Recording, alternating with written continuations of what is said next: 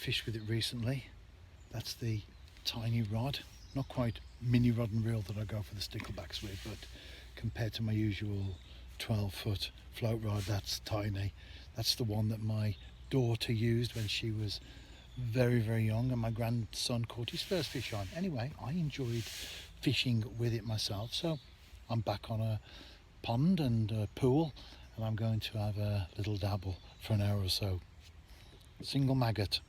It's very clear. It's also quite weedy as well, not as bad as the summer, but nevertheless still weedy. Lilies are there in evidence, but in many ways that'll be quite a positive thing because I can present a bait and it does give some cover for the fish, which is very, very important. I had the beginnings of what looked like a perch bite. Didn't develop though, but nevertheless very, very encouraging. Although I've got the no name rod, I am fishing with more conventional tackle.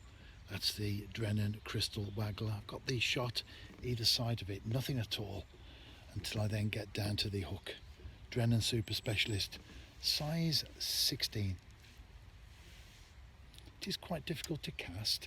You have to give yourself a little bit more line. It's probably more like fly fishing than the normal coarse angling. Not that you're bringing your line backwards and forwards, of course, but a similar type of motion.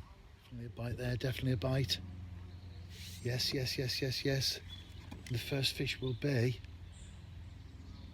assuming this progresses beyond the stage where it is at the moment, I think it's a perch. Will I find out though? Not sure I will. All positive signs though. All positive. I've even had a third indication that there's a fish out there. A very sudden and quick dip on the float, came back up, nothing else happened. So not that I believe in it anyway, but it most definitely wasn't a case of third time lucky. But now it's gone very, very quiet. I'm sure I'll catch though. It's taken a while, but I've got there in the end. To prove the first one wasn't a fluke, another perch. And another one. That was hard going, not because I only caught 3 fish, although I was there for just a short period of time, but because it was extremely difficult to cast.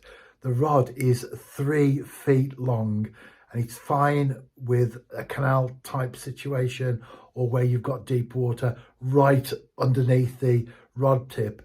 But when you have to cast, it is quite difficult. Very difficult indeed. So I was more than happy to catch the fish. But above all, it wasn't about that. It was fishing with something that's becoming quite nostalgic.